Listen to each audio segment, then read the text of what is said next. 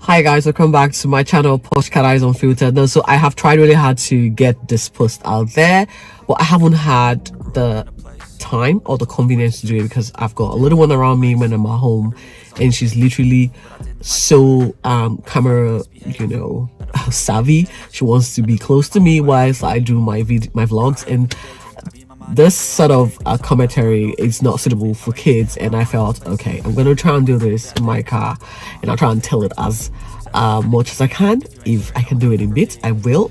Otherwise, it might just come in at a go. It's an interesting one. It's an edutainment, and that's the beauty of YouTube. Now, we see YouTube as, a platform where we come and share funny videos and stuff like that, but it is so much more than that. It is a tube, really. And this tube is packed filled with lots of information that will benefit you. And we're talking information that are decades old. And if you look back and see most of this information that have been, posted on this channel, on this space, it's amazing that how relevant those stories are today. You're going to find out why I'm saying all of this. And now look forward to where you're no longer here as to the impact your videos or your stories are going to impact on the generation that is not even born, who might, see all of these videos that we have all created together and see it as fun, or see it as a knowledge-based content or whatever to learn from. It is, it did not hit me up until a few weeks back, and I will say this: whatever up and coming level you are at in this YouTube game, it is not a sprint, guys. It will take years, and go at your own pace, like I am doing. Close your ears to the white noise and do your best. Guess what? Decades from now, someone is going to find your story intriguing enough to watch, and it's amazing. So let's get right into the reason I'm actually doing this post.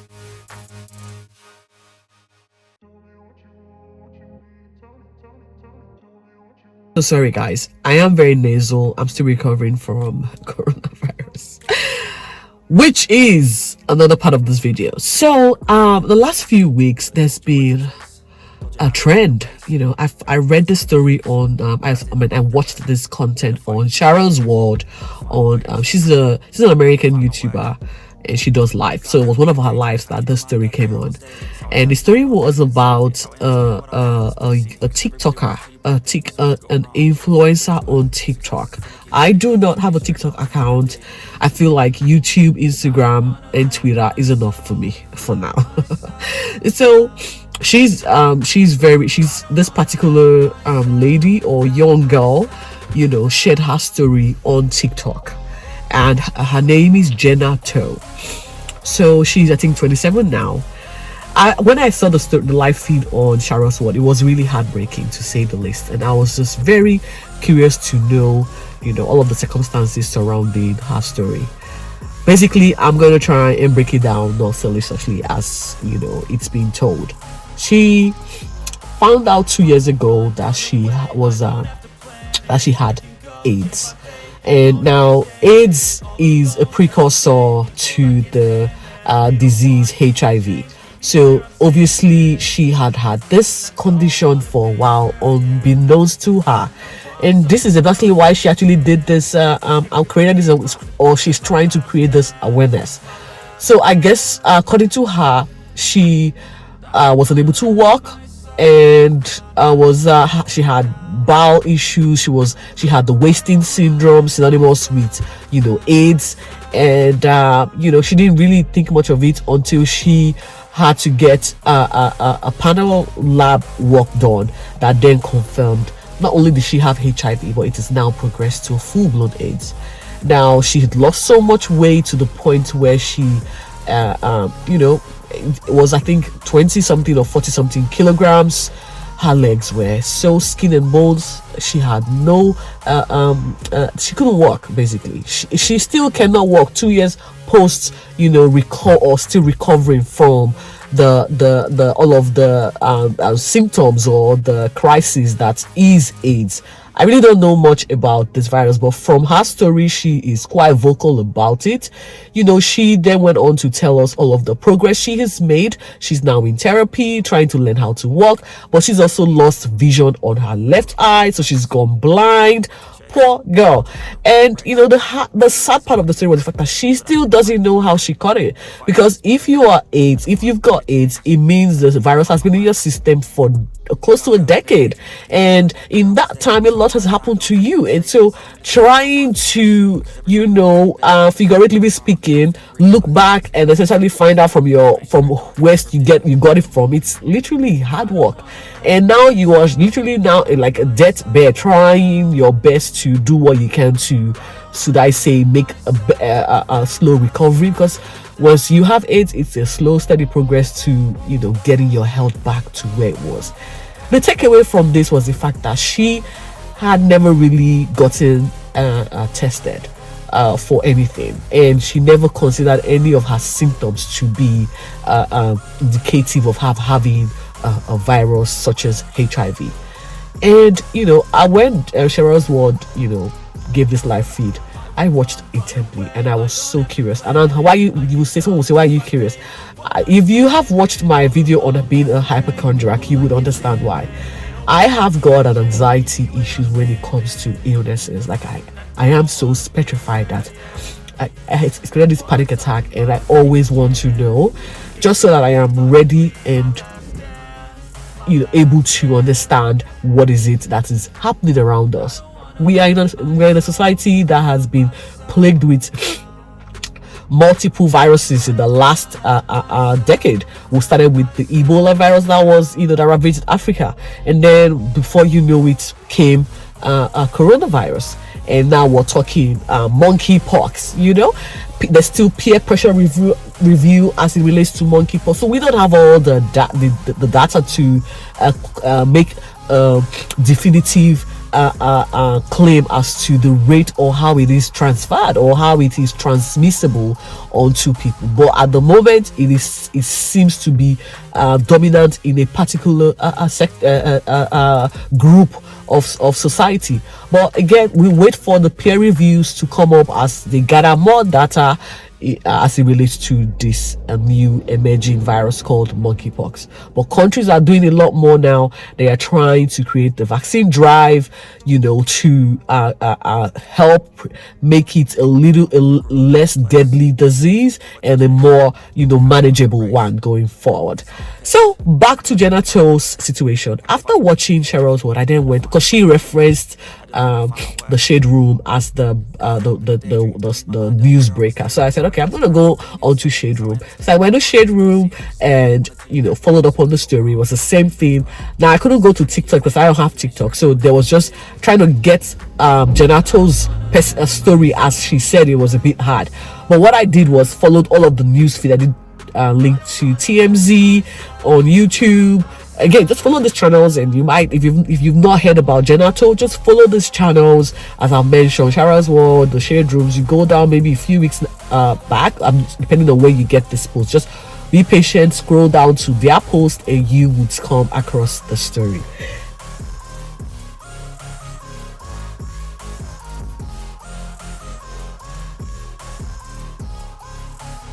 One thing that YouTube does that is very, very much, you know, amazing. It's like it follows your trend, it follows what you watch, and essentially starts introducing or linking you to stories relating to what you've watched, or if you've watched more than 2 videos related to a particular topic.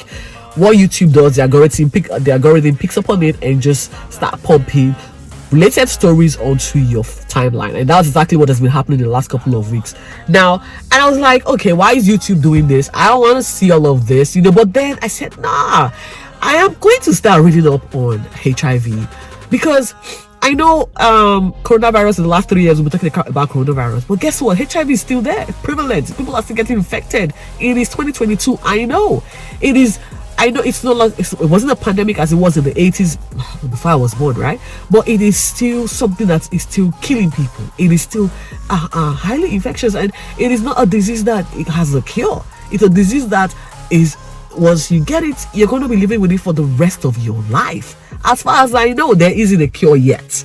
And so I said to myself, why aren't we talking about this disease? A 27-year-old is now creating an awareness. I mean, she found out when she got AIDS, when it's like a full-blown blood crisis. So that tells you, oh my God, in the last decade, she's been carrying this virus unknowingly. Let's not talk about, if she had transmitted it to others. We don't know. And that's the question. You do not know. You cannot tell. And so I saw the stories. I think it says Faces of HIV on this, is it YouTube channel called Faces of HIV? And on that channel, just dedicated to people sharing their HIV stories. And oh my God. And most of the stories are 10 years back, 15 years back, 20 years back, 5 years back. And I was so engrossed with the different stories of people, everyday people. You would not know they've got something going on. You would not know. Unless they open their mouth to come out and tell you, this is what I'm struggling with, you would not be able to tell. And that is the takeaway from this. There's a lady who had it, not knowing she had it, and had 2 kids who she, unknowingly gave the virus to. And it was until one of the child started getting very sick that, a panel was done to then establish the fact that, she had it. Thankfully, her husband didn't have it, but and then her kids is now growing up to live with the virus. And there was a very sad one about a British girl who was born with the virus, and she didn't even know she had it. I think the mom knew, but the mom did not know she had transmitted the virus to her daughter, to her child. But the saddest part of it was the fact that the grandma knew that the grandchild had the virus, and now she's gone on to create awareness. She found out at least she was 17. She's now creating awareness about the virus. She's going to have kids who are HIV free, and it's amazing the stories you come across on the tube. Seriously, I want you guys, if you're as fascinated as I am about our disease, just go on there and read all of these stories, and in your own way create awareness. Remember that most of these sexually transmittable diseases have got no cure. There is herpes, there is syphilis, there is a whole bunch of STIs and STDs, incurable. And how do you protect yourself when the only person you can actually attest to is yourself? There's a story about a woman who was married and had no idea that she was marrying a man that already had it.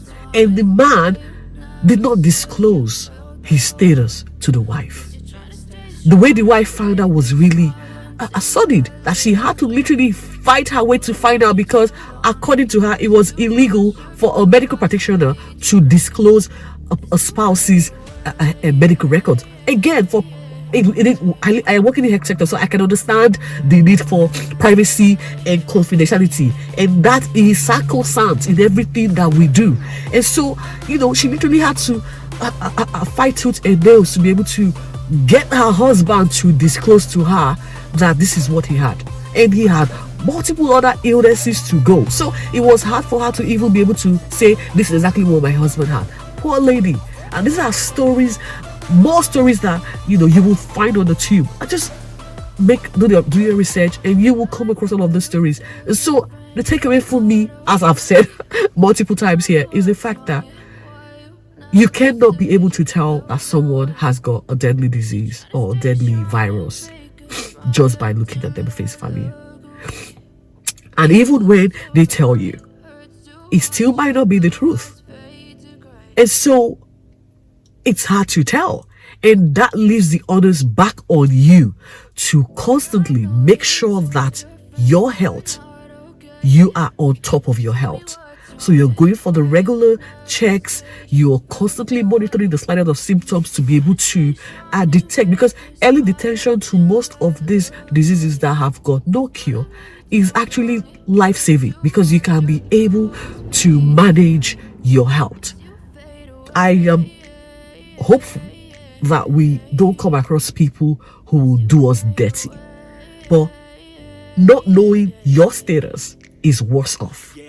You are just as responsible for yourself as you are responsible for the next person.